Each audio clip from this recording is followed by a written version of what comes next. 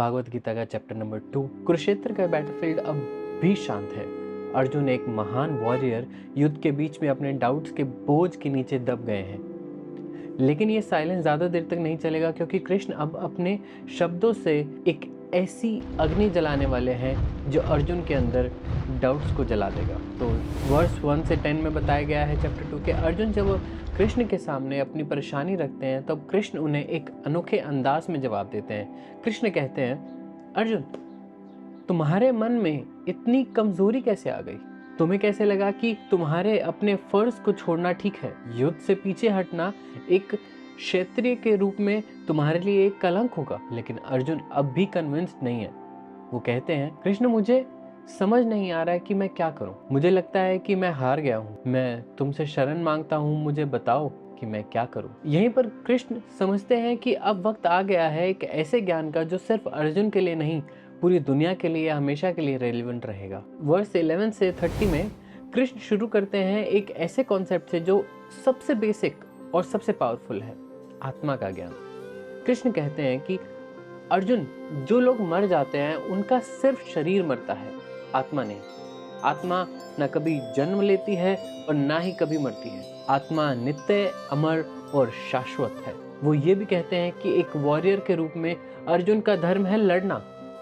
श्री कृष्ण समझाते हैं, जो चीज कभी खत्म नहीं होती उसका शोक मत करो, और जो चीज टेम्परेरी है उसके लिए अपनी एनर्जी मत गवाओ। ये एक पावरफुल रिमाइंडर है कि हमारी असली पहचान शरीर नहीं, आत्मा है। युद्ध में हार या जीत मैटर नहीं करती, क्योंकि असली जीत अपने फर्ज को पूरे मन से निभाने में है। Death is not the end. जिंदगी का डर असल में इसलिए होता है क्योंकि हम अपने आप को शरीर तक सीमित रखते हैं, लेकिन हमारा एसेंस अमर है। तो वर्स 31 से लेकर 53 में बताया गया है कि कृष्ण अब अर्जुन को एक और कॉन्सेप्ट समझाते हैं, कर्म योग, यानी एक्शन का योग।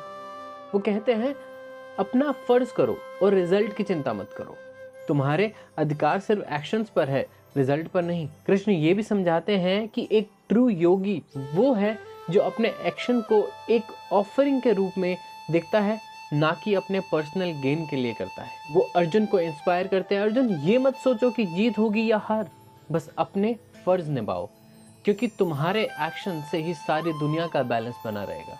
वर्स 54 से 72 में बताया गया है कि अर्जुन कृष्ण से पूछते हैं, कृष्ण एक वाइज इंसान कैसा होता है, उसकी पहचान क्या है? कृष्ण बहुत अच्छा जवाब देते हैं कि एक वाइज इंसान वो है जो अपनी इंद्रियों को कंट्रोल करता है, जो सुख और दुख एक जैसा देखता है, उसका मन किसी भी चीज से गंदा नहीं होता। कृष्ण एक महान बात कहते हैं कि शांति उसी को मिलती है जो अपने डिजायर्स और अटैचमेंट्स को छोड़कर अपने आप में स्थिर हो जाता है। और ये एक अल्टीमेट लाइफ लेसन भी है। रियल पीस तब मिलती है जब हम अंदर की क्लैरिटी पाते हैं, एक्सटर्नल चीजों पे अपनी हैप्पीनेस को स्टे नहीं करने देते। और शांति बाहर के सर्कमस्टेंसेस से नहीं, अपने अंदर की स्टेबिलिटी से मिलती है।